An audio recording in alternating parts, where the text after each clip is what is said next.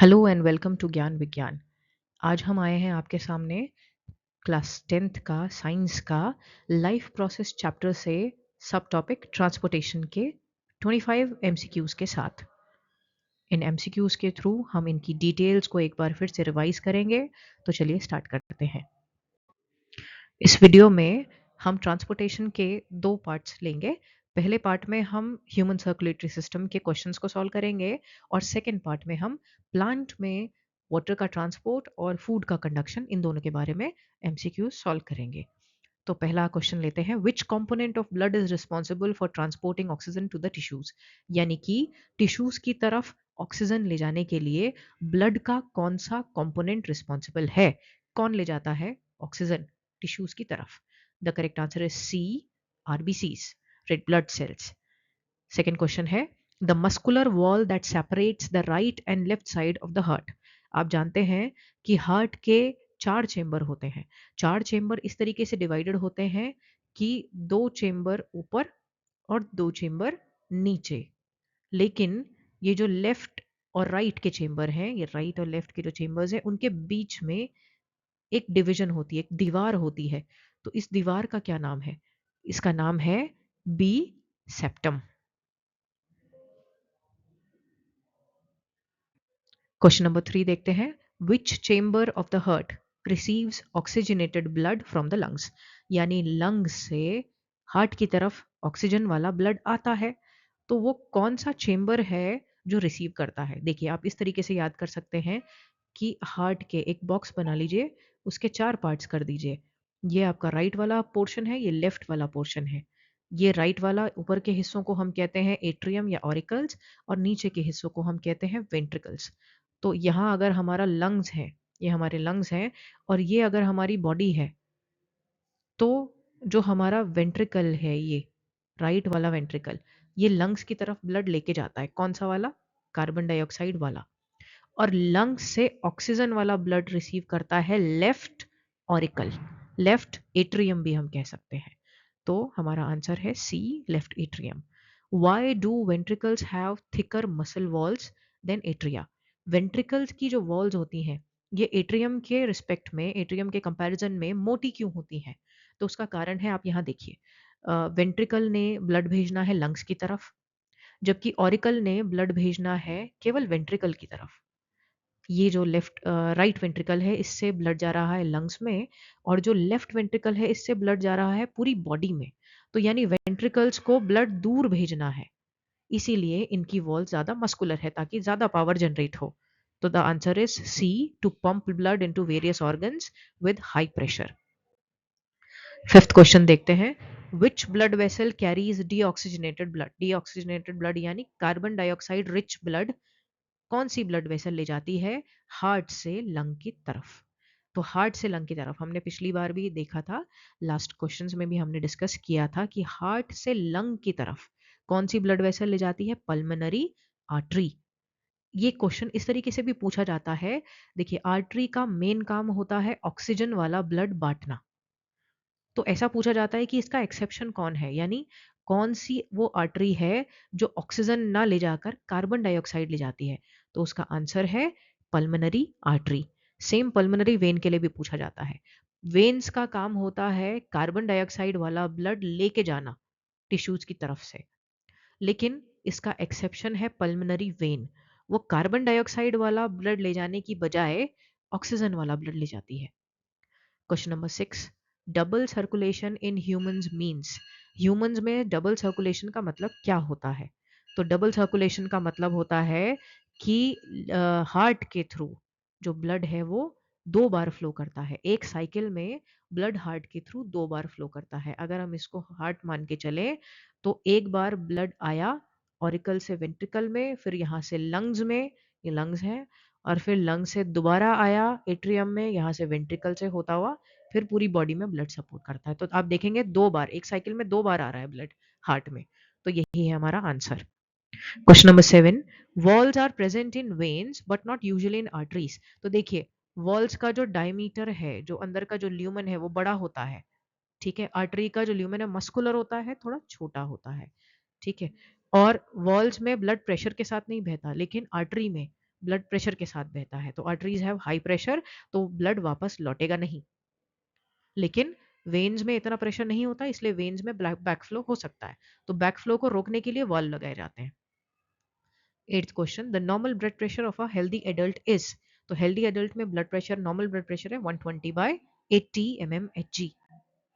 9th question, which of the following instruments is use to measure blood pressure. इनमें से blood pressure कौन सा instrument measure करता है? The correct answer is C, sphygmomanometer. 10th question, lymph is different from blood because it. क्योंकि lymph colourless होता है, उसमें प्रोटीन कम होता है और उसमें आरबीसीज भी नहीं होते, इसीलिए वो कलरलेस होता है। क्वेश्चन नंबर 11 की तरफ चलते हैं। Which blood cell acts as a defence system by fighting infections. यानी इनमें से कौन सा ब्लड सेल्स, कौन से ब्लड सेल्स ऐसे हैं जो इन्फेक्शंस को फाइट करते हैं, डिफेंस सिस्टम बनाते हैं। तो हमारी बॉडी का डिफेंस सिस्टम है इम्यून सिस्टम। तो the correct answer is B, W B Cs. BWBC is the correct answer. 12th question is platelets help in. Platelets किस में मदद करती हैं? तो प्लेटलेट्स बर्स्ट ओपन होती हैं। जब प्लेटलेट्स बर्स्ट होती हैं, जब भी हमारी बॉडी में कहीं इन्फेक्शन होता है या कहीं कट लगा होता है, इंजरी होती है, तो वहाँ की जो प्लेटलेट्स हैं वो बर्स्ट हो जाती हैं, जिसके कारण जो सोल्यूबल फाइबर्स हैं वो इनसॉल्युबल हो जाते हैं और उनमें WBCs, RCs जो भी RBCs जो भी प्लेटलेट्स वगैरह ये सब होते हैं, ये फंसते हैं और जिसके कारण हमारा ब्लड क्लॉट बनता है। तो this is the process of blood clot, option B. Question number 13, in humans the right side of the heart contains. Heart के राइट साइड में क्या होता है, कौन सा ब्लड होता है? तो देखिए, हम अगर हार्ट को दो पार्ट्स में डिवाइड करें, एक राइट और एक लेफ्ट, तो जो राइट पोर्शन है वो ब्लड रिसीव करता है कौन सा? कार्बन डाइऑक्साइड वाला, पूरी बॉडी से। फिर यहाँ से ब्लड, वेंट्रिकल से ब्लड जाता है लंग्स में, कौन सा ब्लड? कार्बन डाइऑक्साइड वाला ब्लड। एंड देन लंग्स उसको प्योरीफाई करके फिर भेज देते हैं ऑरिकल में, यानी ऑक्सीजन वाला ब्लड अब जा रहा है ऑरिकल में, लेफ्ट ऑरिकल में। फिर वहां से लेफ्ट वेंट्रिकल में और लेफ्ट वेंट्रिकल से पूरी बॉडी में उसे डिस्ट्रीब्यूट कर दिया जाता है। फिर पूरी बॉडी से कार्बन डाइऑक्साइड वाला ब्लड उठा के फिर से राइट ऑरिकल में डाल दिया जाता है। तो आप देख रहे होंगे कि हमारी बॉडी के राइट हैंड साइड में कार्बन डाइऑक्साइड वाला ब्लड है, डी ऑक्सीजनेटेड। डी मतलब विदाउट, ऑक्सीजनेटेड मतलब ऑक्सीजन। तो बिना ऑक्सीजन वाला यानी कार्बन डाइऑक्साइड वाला ब्लड है राइट तरफ और ऑक्सीजन वाला ब्लड है लेफ्ट तरफ। The correct answer is B, deoxygenated blood.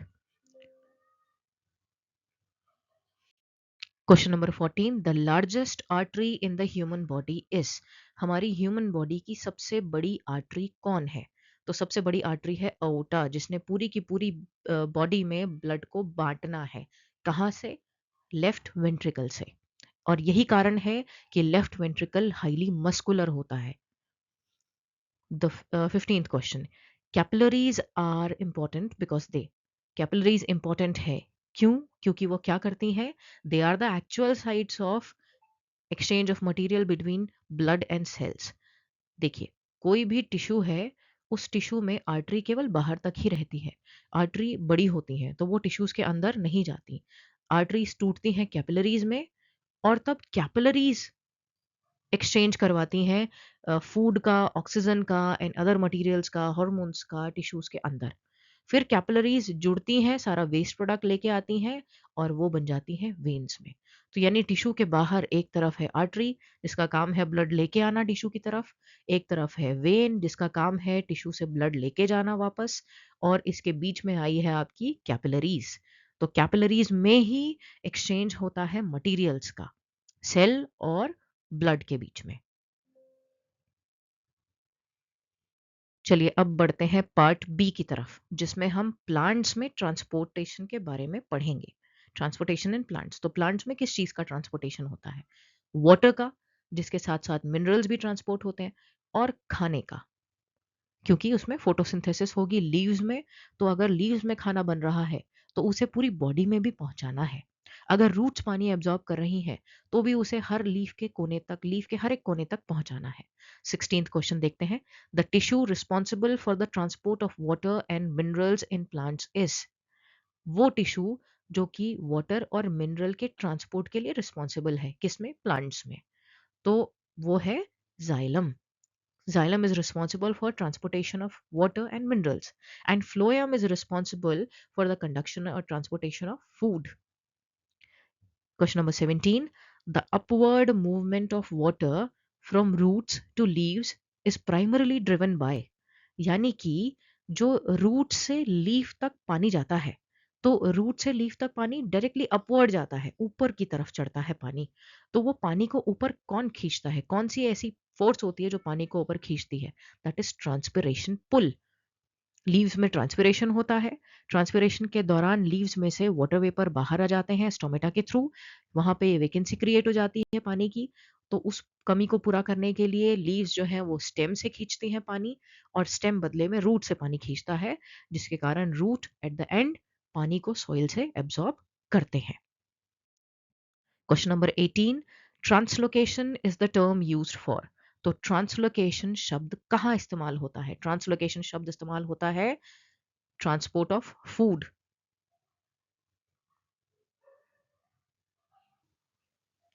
Food के ट्रांसपोर्टेशन के लिए हम ट्रांसलोकेशन शब्द इस्तेमाल करते हैं। Conduction of water and translocation of food, this is the correct term. 19th question. Which of the following requires energy to move materials in plant? इनमें से किस में एनर्जी लगती है मूवमेंट के लिए, ट्रांसपोर्टेशन के लिए?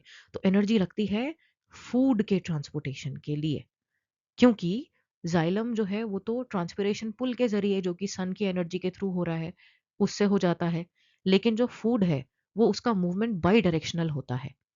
उस बाई डायरेक्शनल फोर्स के लिए ट्रांसलोकेशन शब्द का इस्तेमाल किया जाता है और एटीपी का यूज किया जाता है।